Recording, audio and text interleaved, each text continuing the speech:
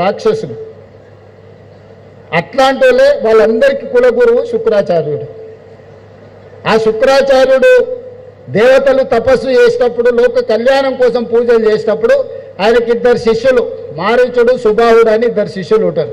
వాళ్ళని పంపిస్తే వీళ్ళు యజ్ఞాలు యాగాలు చేస్తుంటే రక్తము మాంసం తీసుకొచ్చి ఆ యజ్ఞాల యాగాలలో వేసేటోళ్ళు. శుక్రాచార్యుడు దగ్గర కూర్చొని మారీచుడిని సుబాహుడిని ఊరి మీదకి వదిలేటోడు. ఇప్పుడు రాష్ట్రంలో కూడా అట్లనే నడుస్తున్నది. శుక్రాచార్యుడు ఫామ్ హౌస్లు ఉంటుండు, మారీచుడు సుబాహుడు మన చుట్టూతో తిరుగుతున్నారు. అందుకే మిత్రులారా, రాష్ట్రాన్ని అభివృద్ధి చేసుకుందాం. పనులు చేసే క్రమంలో 10 పనులు చేసినప్పుడు 1-2 తప్పులు దొరుకుతాయి. మనం ఇళ్ళలో పెళ్ళిళ్ళు చేస్తుంటాం, పత్రికలు ఇస్తాం, పక్కింటి వాళ్ళకు ఆఖరికి ఇవ్వచ్చు అనుకుంటాం. కానీ ఊరంతా రాష్ట్రం అంతా ఇచ్చొచ్చే వరకల్లా పక్కింటి వాళ్ళని మర్చిపోతాం. వాళ్ళు అనుకుంటారు, చూడు పక్కింట్లో ఆ మధ్యలో వాళ్ళ కోడిని రాయితో కొట్టినందుకు నాకు కార్డు ఇవ్వలేదు అనుకుంటారు. అవునా? వీళ్ళ కుక్క అరిచినందుకు తిట్టినందుకో, వాళ్ళ కోడి పిల్లని రాయితో కొట్టినందుకో మాకు పెళ్లి పత్రిక ఇవ్వలేదు అనుకుంటారు. మనకు అట్లాంటి ఉద్దేశం ఏమి ఉండదు. పక్కింటి వాళ్ళు కదా ఎప్పుడైనా ఇవ్వచ్చు అనుకుంటాం. దాంతో కొన్ని అపోహల అనుమానాలు ఉంటాయి.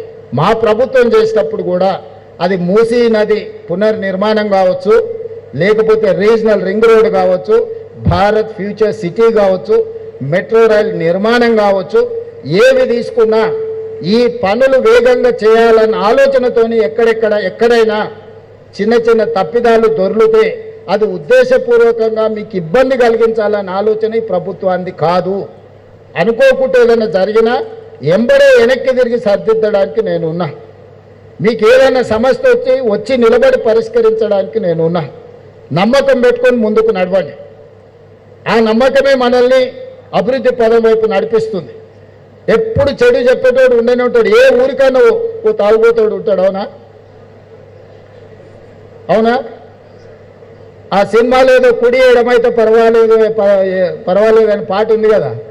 ఇద్దరు రచయితలు కుడి ఎడమైతే తప్పే కాదని చర్చిస్తే అదెట్లా అని వాళ్ళు చర్చించుకుంటుంటే రాష్ట్ర రిక్ష దొక్కేటోడు చెప్పిండట, సార్ తాగుబోతున్న మాటలు మీరు వింటారా సార్? తాగి పాడిండు ఆయన. తాగినప్పుడు ఏదో మాట్లాడతాడు, దాని గురించి మనకెందుకని. ఇప్పుడు రాష్ట్రంలో మాట్లాడేటోళ్ళు కూడా గట్లాటోళ్ళే. వాళ్ళు మాట్లాడేటి వినకండి, ఆయన ఏదో 2 వేసి ఏదో మాట్లాడుతుంటాడు. 2 వేసి మాట్లాడే మాటలను మనంతా సీరియస్గా తీసుకోవాల్సిన పని లేదు. మనం ఈ నగరాన్ని అద్భుతంగా నిర్మించుకుందాం. ఇక్కడ అందుకే మొదట వచ్చేది ఏ సమస్య వచ్చినా పోలీస్, ఫస్ట్ రీచ్ పోలీస్.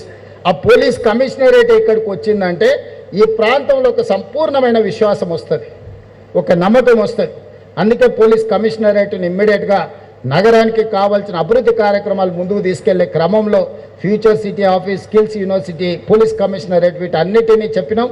ఈరోజు మిగతా పోలీసు మల్కాజ్గిరి కమిషనరేట్, ఇతర ట్రాఫిక్ పోలీస్ స్టేషన్లు అన్ని ప్రారంభించుకున్నాం. చివరిగా మా ఆదివాసీ బిడ్డలు చాలామంది వచ్చారు. ఈరోజు ఒకనాడు ఈ ప్రాంతంలో రైతులు భూమి కోసం కొట్లాడినప్పుడు, భూమి కోసం, భుక్తి కోసం, విముక్తి కోసం సాయుధ రైతాంగ పోరాటం చేసి నేల కొరిగిన వీరులు ఈ ప్రాంతంలో ఉన్నారు. అది కొమరం భీముడు కావచ్చు, రామ్జీ గోండ్ కావచ్చు, లేకపోతే చాకలి ఐలమ్మ కావచ్చు, లేకపోతే దొడ్డి కొమరయ్య కావచ్చు. ఇలాంటి వాళ్ళు ఎంతోమంది వీరులు నేల కొరిగిండు సాయుధ రైతాంగ పోరాటం నుంచి. ఈరోజు ఆనాటి పోరాటాలు ఆ తర్వాత వచ్చిన పరిణామ క్రమంలో భూస్వాములు, జమీందారులు, జాగీర్దారులు ఆధిపత్యం చెలాయిస్తున్నప్పుడు, పేద ప్రజల మీద అమానుషంగా వ్యవహరిస్తున్నప్పుడు నక్సల్బరీ ఉద్యమం వచ్చింది. బెంగాల్లో ఉన్న నక్సల్బరీలో మొదలైన ఉద్యమం తెలంగాణ రాష్ట్రంలో దండకారణ్య మొత్తం నల్లమల అటవీ ప్రాంతానికి వ్యాపించింది. ఆనాడు ప్రజలందరూ ఉవ్వెత్తున నక్సల్బరీ ఉద్యమంలో భాగస్వాములై కాకతీయ ఉస్మానియా యూనివర్సిటీలో ఇంజనీరింగ్ చదువుకుంటున్న గద్దర్ లాంటి వాళ్ళు కూడా నక్సల్బరీ బాట పట్టిండ్రు. ఆనాడు వాళ్ళు స్లోగన్లు ఇచ్చిండ్రు, దున్నేవాడికి భూమి అన్నారు.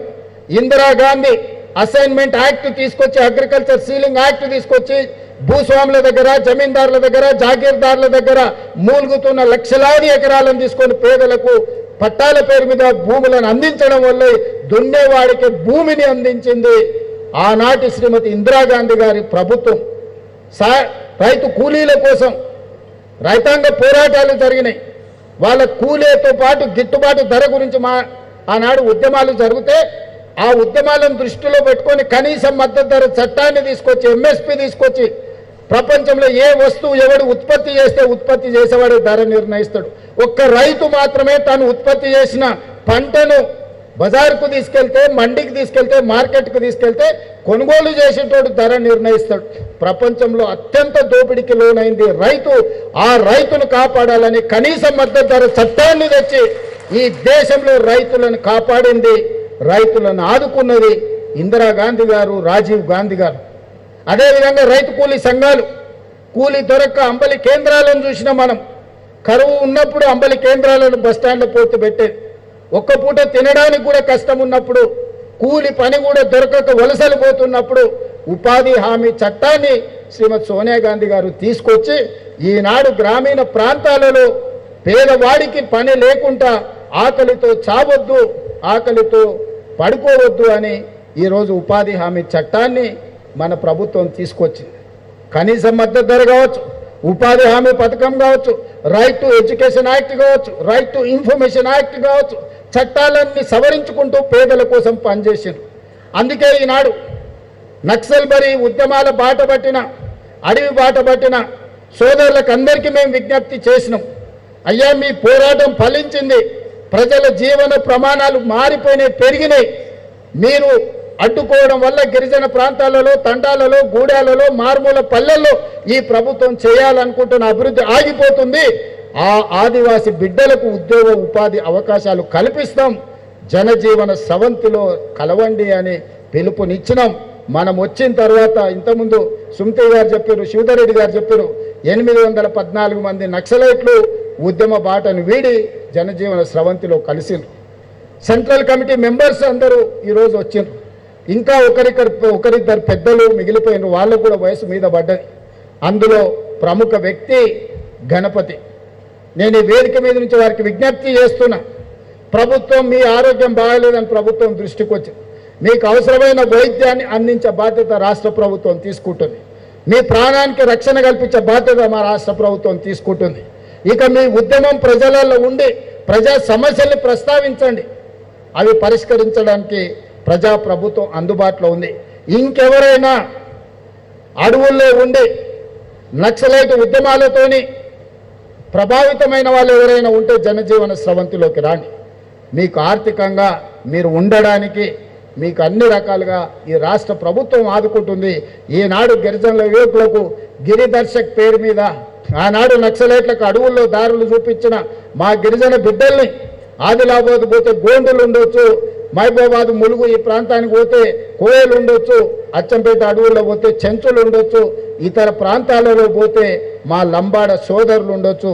ఈ గిరిజనుల బిడ్డలను ఈ రాష్ట్ర అభివృద్ధిలో భాగస్వాములు చేసినప్పుడే నిజమైన ప్రజాపాలనను అందించినట్టుగా మేము భావిస్తున్నాం.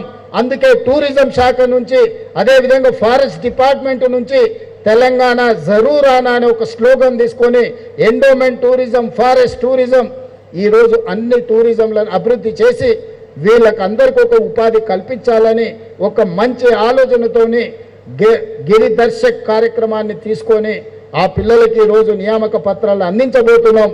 మీరు ఎవరైనా మన వాళ్ళు ఎక్కడికెక్కడికో వెళ్తున్నారా, మన దగ్గర అద్భుతమైన సహజ వనరులు, ప్రకృతి సంపద ఉన్నది. మనం మన ఊర్లో పోవట్లేదు. మీరు ఒకసారి బొగతా వాటర్ ఫాల్స్ కానీ, ములుగు అడవి ప్రాంతంలో కానీ, లేకపోతే నల్లమల టైగర్ రిజర్వ్ ఫారెస్ట్లో కానీ, ఇవన్నీ ఒక అద్భుతమైన పర్యాటక కేంద్రాలు. మా జూపల్లి కృష్ణారావు గారు వాటిని ఇంకా అభివృద్ధి చేయడానికి ప్రయత్నం చేస్తున్నారు. వీళ్ళందరినీ కూడా అక్కడ గైడ్స్గా లోకల్ అసిస్టెన్స్ ఇవ్వడానికి వాళ్ళకందరికీ ట్రైనింగ్ ఇవ్వండి. మా శ్రీధర్ బాబు గారికి నేను సూచన చేస్తున్నా, ఈ ట్రైబల్ పిల్లలందరికీ మన స్కిల్స్ యూనివర్సిటీలో ఒక సర్టిఫికెట్ కోర్స్, సాఫ్ట్ స్కిల్స్ నేర్పాలి. ఎలా వ్యవహరించాలి, ఎలా మాట్లాడాలి, హిందీ ఇంగ్లీష్ భాష మీద వాళ్ళకు కొంత పట్టు నేర్పితే ఎవరు టూరిస్ట్ వచ్చినా వాళ్ళు కమ్యూనికేట్ చేసుకోగలుగుతారు. వాళ్ళతోని వ్యవహరించే విధానంలో మార్పు వస్తుంది. ఫైన్ ట్యూన్ చేయడం, ఫినిషింగ్ క్లాసెస్ వాళ్ళకి చెప్పాలి. దానికోసం ఒక 6 months సర్టిఫికెట్ కోర్స్ పెట్టండి స్కిల్ యూనివర్సిటీలో. వాళ్ళకి స్టైఫండ్ ఇవ్వండి. 6 నెలలు వాళ్ళు ట్రైనింగ్ ఇచ్చినప్పుడు ఎవ్రీ మంత్ వాళ్ళకు 2000 3000 ఖర్చులకు ఇస్తే ఆ పిల్లలు ఇక్కడ ఎక్కడైనా ఉండి నేర్చుకుంటారు. కాబట్టి స్కిల్స్ యూనివర్సిటీలో ఈ పిల్లలకి మనము ట్రైనింగ్ ఇవ్వాల్సిన అవసరం ఉంది. సాఫ్ట్ స్కిల్స్ నేర్పించాల్సిన అవసరం ఉన్నది.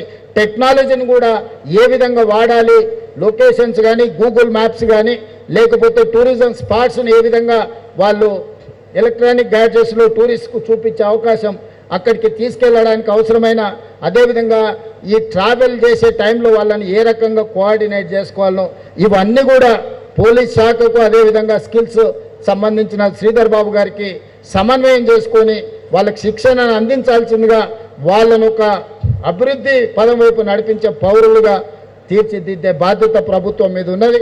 ఆ కార్యక్రమాన్ని తీసుకున్నందుకు కూడా మిమ్మల్ని అందరినీ మనస్ఫూర్తిగా అభినందిస్తూ ఈ కార్యక్రమాన్ని ఏర్పాటు చేసి తక్కువ సమయంలో 2 రోజుల క్రితమే మనం అనుకున్నాం, తక్షణమే ఈ కార్యక్రమాలను అన్నిటినీ ఏర్పాటు చేసిన ప్రతి ఒక్కరిని అభినందిస్తూ మీ అందరి దగ్గర సెలవు తీసుకుంటున్నాను. ధన్యవాదాలు మిత్రులారా.